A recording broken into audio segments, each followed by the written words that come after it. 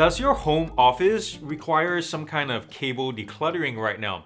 For your reference, this is what my cable organization around my work desk looks like currently. If I wanted to charge my phone or any of my devices, I'm either using a USB cable run from my laptop or monitor or USB hub or some AC outlet that always seems just out of reach. It's a mess really, wires running everywhere. It's hideous to look at. Look away, I'm hideous. But today, I hold in my hands what just might help eliminate some of that mess while, get this, not hiding it all at the same time, putting it all front and center on your desk. Wait, what? I thought we just talked about taking care of the huge jumble of cables back there. Well, this is different because this is the ISWIFT Power Cloud power strip that honestly looks straight out of 2001: The Space Odyssey, isn't it? But it strives to bring plenty of power and plenty of ports to your desk in an interior design sort of way. And by the way, ISWIFT and I have partnered up to give away one of these to one of you.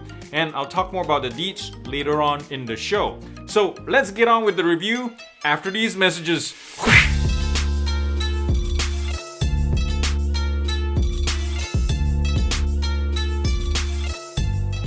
As always, let's dig into the specs real quick before we head into the pros and cons. The Power Cloud, it retails for $120, and I believe there's still some kind of discount running on it. I'll link it down below nonetheless in case you're interested. And it comes in one color only, this white, which I personally like to call Stormtrooper White or inspired by Apple White. You can see what I'm talking about here. And this brick can charge up to 6 devices at once. There's 2 USB-Cs at the front, one rated at 65 watt, the other one is 20 watts. And the far right is a USB-A that's rated at 18 watts. And at the top right here, we have 3 1250 watt 3-pronged AC outlets, good location. And all the circuitry and protection is built in, so there's no need for a power brick, just this 4-foot cable, and that's about it. In terms of dimensions, it's about 683 grams, 21 centimeters wide, and 6 centimeters tall. And it also kind of looks like an old school CD drive, doesn't it? Build quality is good overall, and as you can see, it's all shiny plastics all around the casing, so it will gather smudges and scratches, especially if you take this on your travels or if you handle it a lot. But if all it's doing is sitting on your desk most of its life, then all you'll be seeing is really the dust on top of it, and in that case, it's really easy to clean off of this thing. Seam lines could be a little bit better. I see a little bit of spaces here and there, like gaps or raised lip. You can hear that, my fingernail catching on that. And they also say in the literature that this has a fire-resistant casing as well as a 10-fold safety protection. Does that mean it has surge protection? So I reached out to my contact and I'll let you know either way. Yeah, maybe one of these days I should do a fire test. What do you say? That would be interesting. But anyways, there's also rubber feet at the bottom for grip, which is a nice little touch. And on the side right here, on the left side, there's a power button specifically for the AC outlets only. And it's off by default, so it needs to be reactivated whenever power is restored after a power outage, for example, or if it's unplugged. And by the way, there's an LED status light for the power button. You tap it and it comes right on to let you know that the outlets are ready to use at the top. And not to mention also a nice large one at the front whenever you're using the array right here. And if you have this by your bedside, by the way, the light is clear yet muted at the same time so it doesn't blind you in the dark. You know, I never thought I'd be saying this about power strips of all things, but some power strips nowadays have some semblance of design, moving away from the usual gray or white rectangular or brick-like proportions that most of us are familiar with. However, the Power Cloud takes a unique vision on that form factor and goes a step further to the extent that it looks like an actual decor piece of your office space, or bedside table if you like. It actually looks really nice, just sitting there, especially if you have low profile AC plugs. It actually looks quite spiffy. And when was the last time you heard someone say spiffy, right? And I also like to say that the Power Cloud looks even more at home if you're kitted out currently with Apple products. Because look at it, the resemblance is not even funny. Besides offering plenty of power for your charging needs, I like that the Power Cloud separates AC at the top right here, routing any connected cables towards the back of the unit, while the more frequently accessed USB ports are towards the front, facing you. Now, it would have been nice to have rotating AC outlets so that any of the plug cables can always point to the rear to keep things tidy. Now, I want to talk in a little bit more detail about the Power Cloud's advertised USB charging speeds. The AC outlets, they work fine, 1250, they all work as they should. But the advertised 65 watts, it's a little bit deceiving or confusing in the advertising. It says we're the most powerful 65 watts. It's not sustained. It says so in the manual. Depends on what devices you have connected to it. The power will vary and drop. So for example, if I have my 65 watt draw Chromebook just connected by itself with this white cable, it does 65 watts, no problem. The moment I add a second device, like right now one of my Pixels, if I add a second device, the Chromebook drops to 45 and the other one goes to 20 to maintain the 65 watts.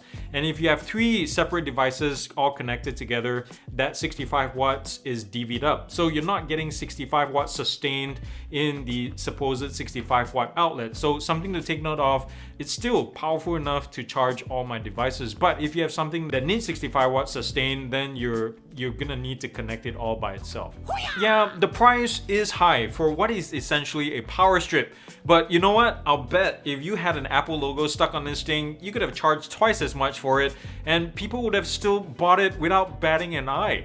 Food for thought. Something I'd like to see in the next version is the ability to either wall mount it somehow or mount it to the side of your desk if you wanted to, because let's face it, not everybody has the tabletop real estate for the Power Cloud, so an option to mount it like elsewhere would bump my respect for this thing up a notch or two. I'm no industrial designer, although I've always personally wanted to be one, but I think some kind of cable routing or organizer back here for any kind of access link cables would have been helpful. Plus, the front looks like right here, it looks like it has more space for a couple more USB ports. So ISWIFT, can we possibly consider adding more right here? Before the Power Cloud ever showed up in my life, my power strips, for obvious reasons, were hidden away. But now it sits proudly on my desk with numerous charging outlets within reach. In my case, it's great for when I need to film on my desk, for example, B-rolls of devices being charged. But since it has plenty of power and is within arm's length, I use it also to charge my phone or drone or whatever. And sure, it's not the cheapest accessory out there, and I also wish that it had mounting points at the bottom or something. That would have like taken the cake, I'll tell you what. So with all that said, with all that in consideration, I'm giving the ISWIFT Power Cloud a GearUP score of 8.1 out of 10, and this is how I broke it down to get the final score. If you have any questions about it, feel free to comment down below. And by the way, if you want to own one of these, the links are down below, or better yet, join the giveaway. And the rules are basically the same, just like from the past giveaways I've done, is you need to be a subscriber, share this with one or more friends or family and ask them to subscribe and let me know their usernames in the comments below, and then share with us something loving and kind you did for somebody this week. And after that, we'll pick a winner and ISWIFT will send it out. So how cool is that? Well, thank you so much for being here and for watching this, guys. I really appreciate y'all. Remember, thumbs up if you like this video and comment nicely down below. Super important stuff. And thumbs down. Thumbs down to small shirt pockets. You know those tiny little pockets that they sew onto t-shirts and other polo shirts and such? Why do they exist? If you know what they're for, comment down below. I would really like to know, because do they expect us to put like little short pens or tiny little kerchiefs or something? Whenever I've used it for coins, it always looks like one of my nipples is flat or something. So thumbs down to impractical small shirt pockets. Yes. Remember to subscribe to this channel if you like what I'm doing so far. Yes, I'm really close to 15,000 subs, so any kind of help would be nice. Share this with your friends and family. Visit my Patreon page if you'd like to figure out how to financially support this channel, because any kind of help would help me get you newer, better stuff to review on this channel. And so, yeah guys, remember to also do something loving and kind for somebody in this world, because guess what? The world needs it for more than ever, and it starts with you. Keep praying for the Ukrainians. I love y'all very much. Peace out. Whoosh.